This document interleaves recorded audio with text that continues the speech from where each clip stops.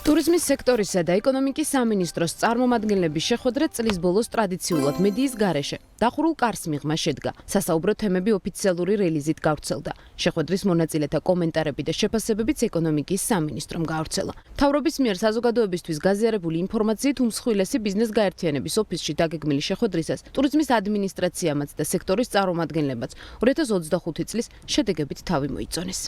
მიმდინარე წელიც მთელი რიგი პარამეტრებით არის რეკორდული ტურიზმის ინდუსტრიაში, როგორც შემოსული ტურისტების და ვიზიტორების რაოდენობის თვალსაზრისით, ასევე შემოსავლების თვალსაზრისით და ამ ნაწილში, რა თქმა უნდა, განსაკუთრებით მნიშვნელოვანია წლის მიწურულს ერთის მხრივ შევაჯამოთ ის შედეგები, რომელიც გვაქვს მიმდინარე წლის განმავლობაში, ასევე შევხედოთ იმ ამოცანებს და მიზნებს, რაც ჰქონდა დასახული წლის დასაწყისში და ამავე დროს ვიმჟელოთ 2026 წლის ამოცანებზე.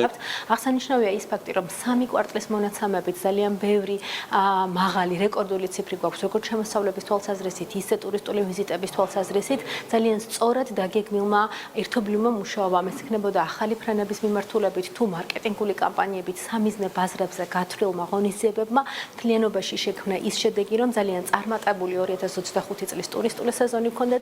2026 წელს ტურიზმის ეროვნული ადმინისტრაცია გაზრდილი ბიუჯეტით ხვდება. მომავალ წელს უწყება მარკეტინგულ აქტივობებში 44 მილიონ ლარს დახარჯავს.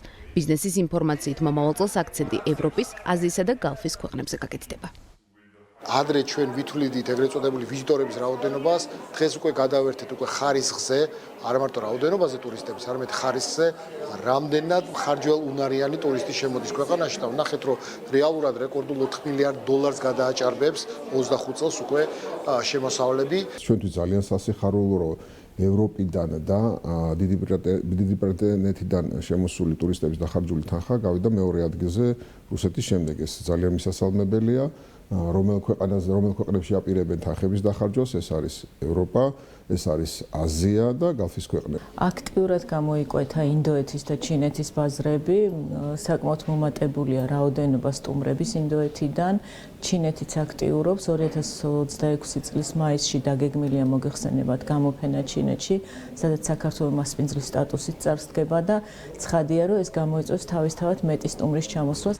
შეცვლილ ტურისტულ სეგმენტს, რომ განსხვავებული სერვისი სჭირდება, ეს კერძო სექტორმა გასული წლიდან მოყოლებული იგრძნო.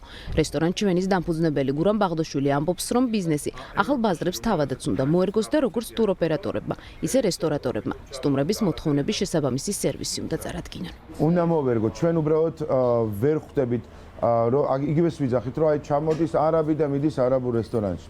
რა თქმა უნდა, მივა, იმიტომ რომ შენი კერძი არ არის მისთვის პოპულარული. ზუსტად ეს არის მიზანი, რასაც მე ბოლო რამოდენიმე წელი, ბოლო 10 წელი გავდივარ და სხვადასხვა სახელმწიფო მსოფლიოს დიდი სცენებიდან ვქადაგებ ქართულ კულინარიაზე, ქართულ კულტურაზე და ვაცნობ ამას, რომ აი მე არა მარტო მხალეული და ნიგვზიანი მაქვს, მე მაქვს ხორციანი და მე მაქვს ყველიანი. ასევე მაქვს ბევრი ვეგანური და ვეგეტარიანული კერძი. ჩვენი ტუროპერატორები, ჩვენ შეფები, ჩვენ რესტორატორები თუ გავეცნობით იმ კულტურას, სადაც მაგალითად თარგეტს იღებს ტურიზმის ადმინისტრაცია, ვფიქრობ, რომ მზად ვიქნებით იმისათვის და რომ გავუმასპინძლეთ.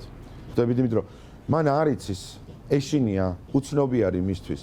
შეცვლილ ტურისტულ სეგმენტზე საუბრობს ინჯგუფის დამფუძნებელი პაატა კოკაიაც, რომელიც გვიხსნის, რომ გუდაურში ეს სეგმენტი უთოვლობის პირობებში ჩამოდის, რაც სასტუმროებისთვის გადარჩენის ტოლფასია. ახლა ევროპელს ვერ შეედრება, ხო გასაგებია, ევროპელს ვერ შეედრება ვერც ხარჯვაში, ვერც ქსევის კულტურაში, ვერც რესტორანში ხარჯვაში, მაგრამ კიდევ ერთხელ ვიმეორებ რა, გუდაურში არ ჩამოვიდოდნენ, არ არის თოვლი, ეს თოვლი ჩვენთვის გამოწვევა ყოველ წელს თანდათან ნაკლები და ნაკლები მოდის და რო არ იყოს ზუსტად ეს ქვეყნები, ძალიან გაჭირდებოდა. ახლა ფაქტურად გუდაურის სასტუმროები სულსარიელი იქნებოდა და დღესდღეობით ჩვენ აი 15 რიცხვიდან უკვე იანვრის ბოლომდე რასაც უყურებთ 90%-იანი დატვირთულობა გვაქვს. ნუ თებერვალში თავისთავად თოვლიც ტრადიციულად არის და იქ 90% ისედაც იყო ხოლმე. კიდევ ერთი საკითხი, რომელიც კერძო სექტორის მხრიდან შეხვედრაზე გაჟღერდა სარესტორნო ბიზნესში, არსებულ გადასახადების გადახედვას ეხებოდა. სექტორი, რომელიც სოფლის მეურნეობის პროდუქციის ყველაზე მსხვილი მომხმარებელია, დამატებული ღირებულების გადასახადის ჩათვლას ვერ ახერხებს, რადგან ეს პროდუქტი სარესტორნო ბიზნესისგან განსხვავებით ნულოვანი დაბეგვრით სარგებლობს. თხოვნა იყო, რომ განიხილოს სახელმწიფო გადასახადები სარესტორნო ბიზნესში, ვინაიდან ჩვენ მხარში ბოლომდე ვერ უდგევართ სოფლის მეურნეობის ნაწარმს, ვინაიდან სოფლის მეურნეობის ნაწარმი არ იბეგრება სახელმწიფოს მხრიდან, მაგრამ ჩვენ როცა ვყიდულობთ, ჩვენ ვიხდით გაყიდული პროდუქტიდან ბეგარას, რაც მაგალითად არასწორით მიმაჩნია და მინდა რომ ვთხოვოთ, რომ განიხილოს ასევე სოფლის მეურნეობის სამინისტრომ, როგორც ეკონომიკასა და ტურიზმმა ერთდროულად ეგ საკითხი, რომ რამენაირად ჩვენ შიდა წარმოების ბაზარი დავწიოთ, მისი DGG, იმპორტულ ღვინოზე და იმპორტულ სასმელებზე აიწიოს DGG, შიდა სასმელზე დაბალანსდეს DGG, მაგრამ აი შიდა ნაწარმი რაც არის, ეს არის სწრაფად ფუჭებადი პროდუქტები, უნდა აუცილებლად უნდა დაიწიოს. სარესტორნო ბიზნესისთვის DGG-ს გადახედვაზე ბიზნესი წლებია საუბრობს, თუმცა სახელმწიფოს ამ მიმართულებით ნაბიჯი ჯერ კიდევ არ გადაუდგამს.